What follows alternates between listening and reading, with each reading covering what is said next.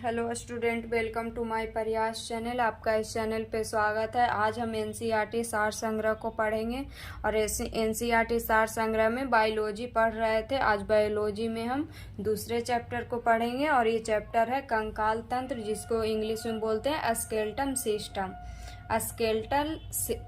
Skeletal system तो इसको पढ़ेंगे स्टूडेंट आज। और ये चैप्टर काफ़ी इम्पोर्टेंट है स्टूडेंट हर एग्जाम के लिए। तो वीडियो अच्छा लगे तो लाइक कीजिएगा और चैनल को सब्सक्राइब कीजिएगा। तो हम पढ़ेंगे स्टूडेंट इसमें क्या क्या क्वेश्चन है। तो फर्स्ट क्वेश्चन है स्टूडेंट, मानव भ्रूण में हृदय स्पंदन कब प्रारंभ होता है? तो ये होता है विकास के चौथे या पांचवें सप्ताह में। तो मानव भ्रूण में हृदय स्पंदन जो होता है कब प्रारंभ होता है? तो ये होता है विकास के चौथे या पांचवें सप्ताह में। नेक्स्ट क्वेश्चन पढ़ेंगे स्टूडेंट, मनुष्य की खोपड़ी में कितनी अस्थियां होती है? तो मनुष्य की खोपड़ी में होती है 29 अस्थियां। तो क्वेश्चन पढ़ेंगे स्टूडेंट। क्वेश्चन है, प्रतिवर्ती क्रियाओं का नियंत्रण केंद्र कहाँ स्थित होता है? तो जो प्रतिवर्ती क्रिया होता है स्टूडेंट, इसका नियंत्रण जो केंद्र होता है ये कशेरुक रज्जु में स्थित होता है। कशेरुक रज्जु को इंग्लिश में बोलते हैं स्पाइनल कॉर्ड। नेक्स्ट क्वेश्चन है स्टूडेंट, वयस्क मानव में कितनी अस्थियां होती है? तो जो वयस्क जो मानव होता है इसमें अस्थि होती है 206। तो मानव शरीर में कितनी हड्डी होती है स्टूडेंट? तो 206 हड्डी होती है। नेक्स्ट पॉइंट है स्टूडेंट, नाखून काटते समय दर्द नहीं होता क्योंकि नाखून मृत कोशिकाओं के द्रव द्वारा बने होते हैं जिनमें रक्त संचरण नहीं होता है। तो नाखून जब हम लोग काटते हैं तो दर्द नहीं होता है, क्यों? क्योंकि नाखून जो है मृत कोशिकाओं के द्रव द्वारा बने होते हैं जिनमें रक्त संचरण नहीं होता है। नेक्स्ट क्वेश्चन पढ़ेंगे स्टूडेंट। नेक्स्ट क्वेश्चन है, हमारे शरीर का सबसे दृढ़ भाग कौन सा है? दृढ़ मतलब सबसे कठोर होता है। तो हमारे शरीर का जो सबसे कठोर भाग है जो ये कौन सा है? तो दंत बलक है। इसको इंग्लिश में बोलते हैं इनामेल। नेक्स्ट क्वेश्चन है स्टूडेंट, सल क्रिया में आर्थोप्लास्टी का क्या कार्य है? तो जो सल क्रिया में आर्थोप्लास्टी है इसका कार्य है जोड़े का प्रतिस्थापन करना। तो सल क्रिया में आर्थोप्लास्टी का क्या कार्य है स्टूडेंट? तो जोड़े का प्रतिस्थापित करना। मानव शरीर में सबसे छोटी हड्डी कान की होती है जिससे स्टेपिज कहा जाता है। तो ये क्वेश्चन एग्जाम में पूछता है स्टूडेंट कि मानव शरीर की सबसे छोटी हड्डी कौन है? तो मानव शरीर की जो सबसे छोटी हड्डी है ये स्टेपिज है। और ये स्टेपिज कहाँ पाया जाता है? तो कान में पाया जाता है। नेक्स्ट क्वेश्चन पढ़ेंगे स्टूडेंट, मानव शरीर की सबसे लंबी अस्थि कौन सी होती है? तो मानव जो शरीर है इसकी सबसे लंबी अस्थि होती है ये फीमर होती है। नेक्स्ट क्वेश्चन है स्टूडेंट, कशेरुक रज्जु में कितनी जोड़ी तंत्रिकाएं होती है? तो जो कशेरुक जो रज्जु है इसमें कितनी जोड़ी जो तंत्रिकाएं होती है? तो ये 31 जोड़ी होती है। तो मानव शरीर की सबसे लंबी अस्थि कौन होती है स्टूडेंट? तो फीमर होती है। और स्पाइनल कॉर्ड में कितनी जोड़ी तंत्रिकाएं होती है? तो 31 जोड़ी होती है। नेक्स्ट क्वेश्चन पढ़ेंगे स्टूडेंट, मनुष्य के शरीर में पसलियों के कितने जोड़े पाए जाते हैं? तो मनुष्य के जो शरीर में पसली के जो जोड़ा पाया जाता है 12 जोड़ा पाया जाता है। तो मनुष्य के शरीर में पसलियों के कितने जोड़े पाए जाते हैं? तो 12 जोड़े पाए जाते हैं। नेक्स्ट क्वेश्चन पढ़ेंगे स्टूडेंट, वयस्क मानव के शरीर में जल का प्रतिशत कितना होता है? तो जो वयस्क मानव के शरीर में जल का जो प्रतिशत होता है ये 65% होता है। मानव शरीर के डिंब वाहिनी नली में शुक्राणु डिंब को निषेचित करता है। तो मानव शरीर के जो फैलोपियन जो ट्यूब है इसमें स्पर्म ओवम को निषेचित करता है।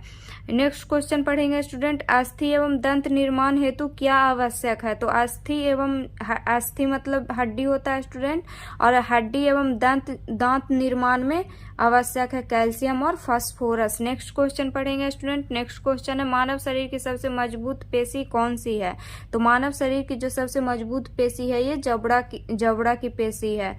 परिवर्धनशील भ्रूण की शुष्कन से कौन रक्षा करता है? तो परिवर्धनशील भ्रूण के शुष्कन से जो रक्षा करता है उल्ब करता है। मानव के जीवन काल में कितने दांत 2 बार विकसित होते हैं? तो मानव के जीवन काल में कितने दांत जो है 2 बार विकसित होते हैं? तो 20 दांत जो होते हैं मानव के जीवन काल में 2 बार विकसित होते हैं। नेक्स्ट क्वेश्चन पढ़ेंगे स्टूडेंट। नेक्स्ट क्वेश्चन है मानव शरीर की सबसे बड़ी गुहा कौन सी है? तो मानव शरीर की जो सबसे बड़ी गुहा है ये कोलम या स्पाइनल गुहा है। तो त्वचा पर चोट लगने के बाद इसका पुनरुद्भवन किसके द्वारा किया जाता है? तो त्वचा पर जो चोट लगने के बाद इसका पुनरुद्भवन जो किया जाता है घनाकार उपकला के द्वारा किया जाता है। कंडरा किसको जोड़ती है? कंडरा को इंग्लिश में बोलते हैं स्टूडेंट टेंडन। तो टेंडन जो है किसको जोड़ती है? पेशी को अस्थि से जोड़ती है। और ये स्नायु जिसको इंग्लिश में बोलते हैं लिगामेंट, लिगामेंट किसको जोड़ता है? तो लिगामेंट जोड़ता है अस्थि को अस्थि से, मतलब हड्डी को हड्डी से जोड़ता है। तो इसमें देख लेंगे फिर से स्टूडेंट कि कंडरा जिसको इंग्लिश में बोलते हैं टेंडन, टेंडन किसको जोड़ता है? तो पेशी को अस्थि से जोड़ता है। और स्नायु जिसको इंग्लिश में बोलते हैं लिगामेंट, ये किसको जोड़ता है? तो ये अस्थि को अस्थि से जोड़ता है। नेक्स्ट क्वेश्चन है स्टूडेंट स्नायु एवं कंडराएं कैसे उत्तक है? तो जो स्नायु एवं जो कंडराएं है ये संयोजी उत्तक है। टेंडन और जो लिगामेंट है कैसे उत्तक है स्टूडेंट? तो देखेंगे स्टूडेंट इसमें क्वेश्चन क्या है। क्वेश्चन है स्तनियों की अस्थियां उपास्थि से क्यों भिन्न कैसे होती है? तो हैवर्सियन नलिकाओं के कारण होती है। अस्थि का जो मैट्रिक्स होता है किस प्रोटीन का बना होता है? तो अस्थि का जो मैट्रिक्स होता है ये ओसिन प्रोटीन का बना होता है। नेक्स्ट क्वेश्चन पढ़ेंगे स्टूडेंट। नेक्स्ट क्वेश्चन है अस्थियों को कठोर बनाने वाले लवण मुख्यतः क्या होते हैं? तो अस्थि जिसको बोलते हैं हड्डी, तो हड्डी को कठोर बनाने वाले लवण जो कौन कौन होते हैं? तो कैल्शियम और मैग्नीशियम के सल्फोस्फेट। कौन लसिका में किन रुधिराणुओं की अनुपस्थिति होती है? तो ये लाल रुधिराणु की जो अनुपस्थिति होती है। कौन सा प्रोटीन त्वचा, बाल, नाखून, सींग तथा खुर के निर्माण में सहायक है? तो ये कीरेटिन जो प्रोटीन है ये त्वचा, बाल, नाखून, सींग तथा खुर के निर्माण में सहायक है। नेक्स्ट क्वेश्चन है स्टूडेंट कि अस्थियों में कौन सा प्रोटीन पाया जाता है? तो जो अस्थि होता है इसमें प्रोटीन पाया जाता है ओसिन। नेक्स्ट क्वेश्चन है स्टूडेंट अस्थियों में मुख्यतः कौन से अकार्बनिक पदार्थ पाए जाते हैं? तो अस्थियों में जो मुख्यतः अकार्बनिक पदार्थ पाए जाते हैं स्टूडेंट ये है कैल्शियम तथा मैग्नीशियम फॉस्फेट। नेक्स्ट क्वेश्चन है स्टूडेंट मज्जा गुहा का निर्माण किस प्रकार की कोशिकाएं करती है? तो मज्जा गुहा का जो निर्माण है ये करती है ओस्टियोक्लास्ट। तो मज्जा गुहा का निर्माण किस प्रकार की कोशिकाएं करती है? तो ओस्टियोक्लास्ट जो है निर्माण करती है मज्जा गुहा का। नेक्स्ट क्वेश्चन पढ़ेंगे स्टूडेंट। नेक्स्ट क्वेश्चन है अस्थियों का निर्माण किन उत्तक से होता है? तो जो अस्थि का निर्माण होता है ये संयोजी उत्तक से होता है। शिशुओं में कुल कितनी अस्थियां होती है? तो 300 होती है। तो शिशुओं में जो हड्डी की संख्या होती है स्टूडेंट ये कितनी होती है? 300। और वयस्क में होती है हड्डी की संख्या होती है 206। मानव शरीर के किस अंग में सबसे अधिक अस्थियों की संख्या होती है?